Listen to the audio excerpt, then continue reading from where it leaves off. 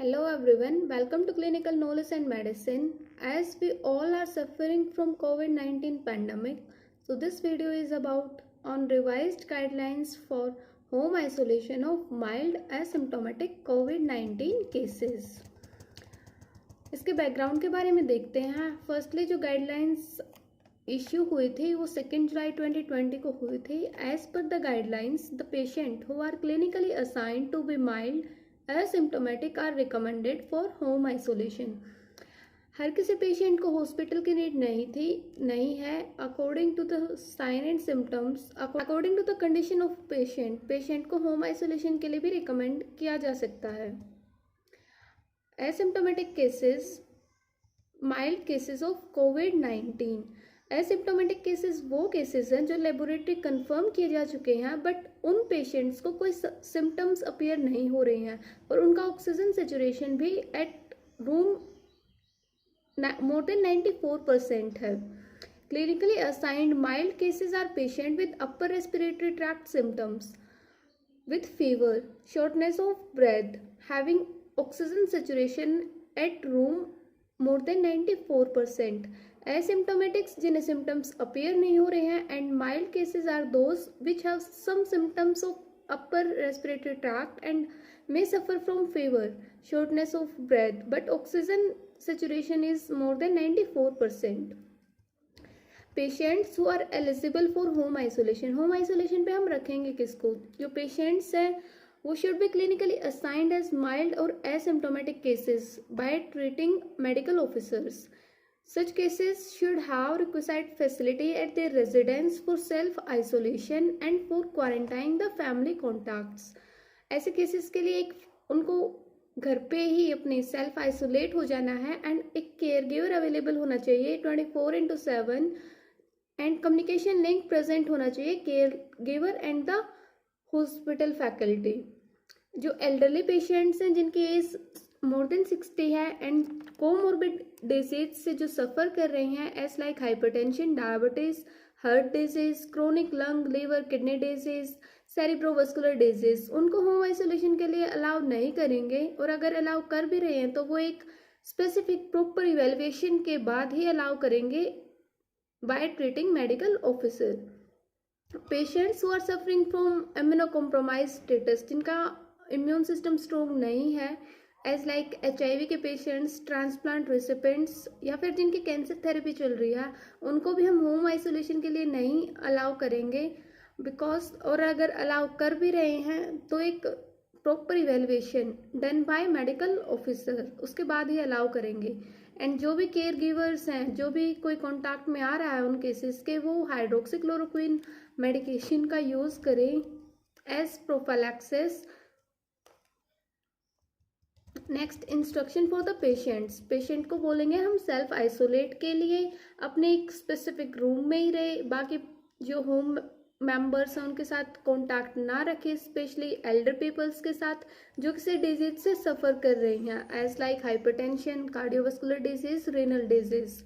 जो पेशेंट है उसका रूम वेल वेंटिलेटेड होना चाहिए, विंडो वगैरह एंड फ्रेश एयर है वो रूम में आनी चाहिए सो दैट ब्रीदिंग प्रॉब्लम ना हो.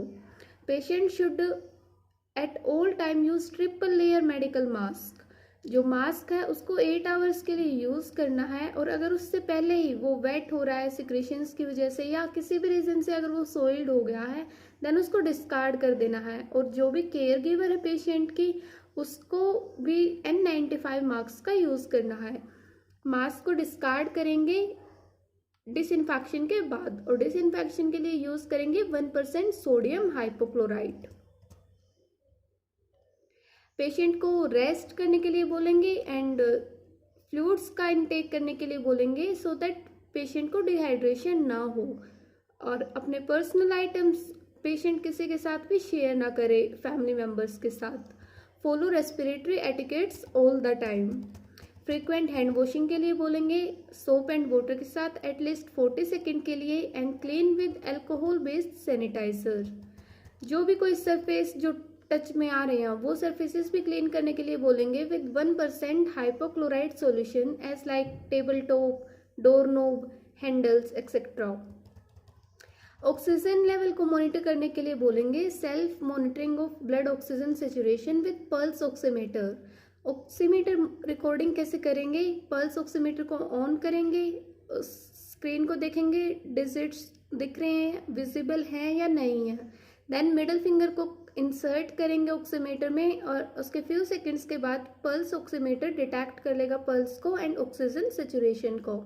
देन उस रीडिंग को नोट करेंगे। अगर 95% और उससे अबव है तो नॉर्मल है ऑक्सीजन सेचुरेशन, और अगर बिलो 95% है then immediately contact to the medical officer और द सुपरवाइजर और health care giver. Clean finger with sanitizer और alcohol based wipe for every person before use. Wrongly अब रॉन्ग रीडिंग ना आ जाए उसके लिए फिंगर है जो उस पर नेल पॉलिश नहीं होनी चाहिए, फिंगर यूज करेंगे विदाउट नेल पॉलिश। पेशेंट को सेल्फ मॉनिटर करने के लिए बोलेंगे हर हेल्थ, टेम्परेचर एंड अगर कोई भी सिम्टम्स अपीयर हो रहे हैं टेम्परेचर को लेके, थर्मल स्क्रीनिंग करेंगे with the help of thermal gun. Thermal gun है जो उसको यूज़ करेंगे पाम पे, अबो 6 इंचेस एंड फोरहेड पे। टेम्परेचर को नोट डाउन करेंगे और अगर टेम्परेचर 38 डिग्री सेल्सियस या इससे ज़्यादा है देन फीवर से सफ़र कर रहा है पेशेंट। थर्मल गन को क्लीन करेंगे सैनिटाइजर से और अल्कोहल बेस्ड वाइप से अगर वो किसी और को हम दे रहे हैं यूज़ करने के लिए। When the gun is handed over to someone else. Monitoring chart को फिल करेंगे। चार्ट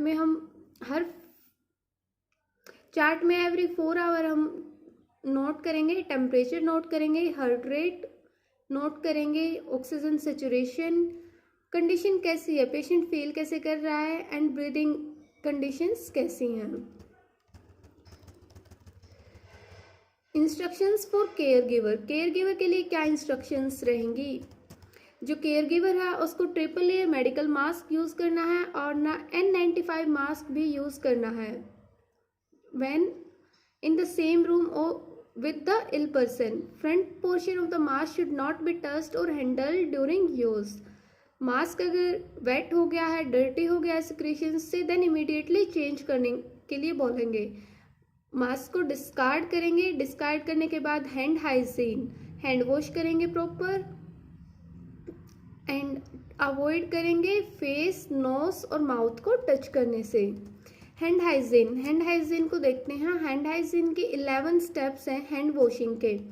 फर्स्टली हैंड्स को वेट करेंगे, देन सोप अप्लाई करेंगे, देन रब करेंगे palm to palm, then back of the palm rub करेंगे। 4th स्टेप में palm to palm with fingers interlock, fingers को एक इंटरलॉक करके रब करेंगे।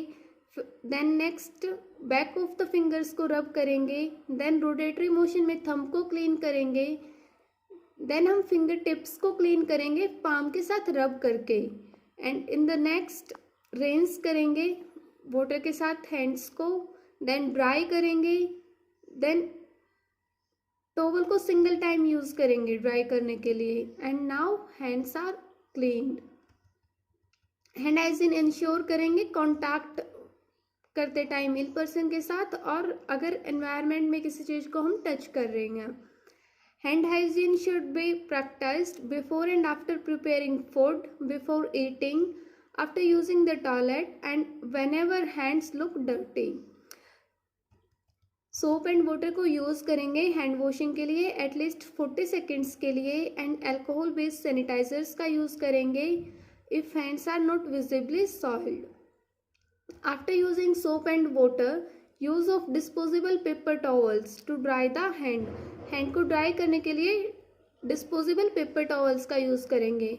If not available then cloth towels का use करेंगे बट वो क्लीन होने चाहिए। Perform hand hygiene before and after removing gloves. Ensure to patients environment.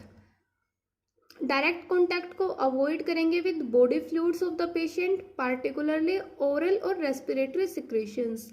Gloves का यूज़ करेंगे पेशेंट को हैंडल करते time. Avoid exposure to potentially contaminated items in his immediate environment, as like avoid sharing cigarettes, eating utensils, dishes, drinks, towels, or bed linen. Food must be provided to the patient in his room. Utensils and dishes used by the patient should be cleaned with soap, detergent, and water and serve him by wearing gloves. The utensils and dishes may be reused after proper cleaning. Clean hands after taking off gloves or handling used item. Use triple layer medical mask and disposable gloves while cleaning or handling surfaces, clothing or linen used by the patient. Biomedical waste management, जो भी कुछ हम use कर रहे हैं, mask, other things, उनको एक proper way में डिस्कार्ड करेंगे according to the biomedical waste disposal. Treatment for patients with mild asymptomatic cases in home isolation. Patient must be in communication with treating physician. Continue the medication for other comorbid illness after consuming the treating physician. अगर कोई और disease की medication साथ में चल रही है patient की तो वो भी साथ साथ ही लेनी है. Patient to follow symptomatic management for fever, running nose, cough. Symptoms के according treatment provide.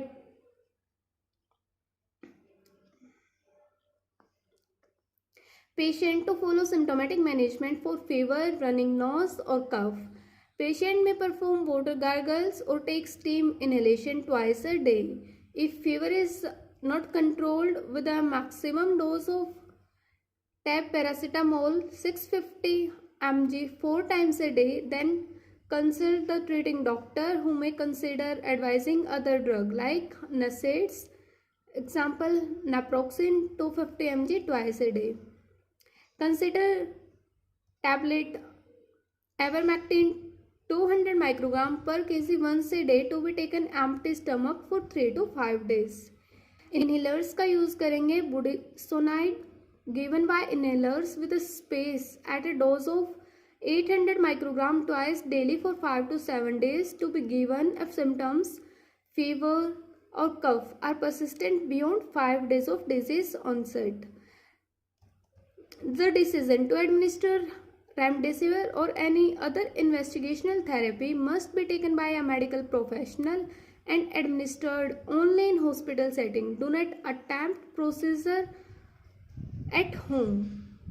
Systemic oral steroids not indicated in mild disease. If symptoms persist beyond 7 days, persistent fever, worsening cough, consult the treating doctor for the treatment with low-dose oral steroids. In case of falling oxygen saturation or shortness of breath, the person should require hospital admission and seek immediate consultation of their physician and other healthcare givers. When to seek medical attention? Medical attention की need कब है? Difficulty in breathing. अगर oxygen saturation less than 94% है on room air. Persistent pain, pressure in the chest, mental confusion or inability to arouse. When to discontinue home isolation? Home isolation को discontinue किस time कर सकते हैं? हाँ, patient under home isolation will stand discharged and end isolation after at least 10 days have passed from onset of symptoms or from date of sampling for asymptomatic cases, or no fever for 3 days. There is no need for testing after the time of home isolation period is over. Role of state district health authorities. State and district should monitor all cases under home isolations. The health status of those under home isolation should be monitored by the field staff. Surveillance teams through personal visit along with a dedicated call center to follow up the patients on daily basis. The clinical status of each case should be recorded by the field staff, call center, body temperature, pulse rate, oxygen saturation. The field staff will guide the patient on measuring these parameters and provide the instructions for the patients and their caregivers. This mechanism to daily monitor those under home isolation shall be strictly adhered to. Details about patients under home isolation should also be updated on COVID-19 portal and facility app. Senior state and district officials should monitor the record updation. A mechanism to shift patient in case of violation or need for treatment has to be established and implemented. Sufficient dedicated ambulances for the same shall be organized. Wide publicity for the same shall also be given to the community. All family members and close contacts shall be monitored and tested as per protocol by the field staff. Patient on home isolation will be discharged from treatment as indicated above. These discharge guidelines shall be strictly adhered. So this is all about the guidelines for the patients who are under the home isolation. Thank you. Stay safe, stay healthy.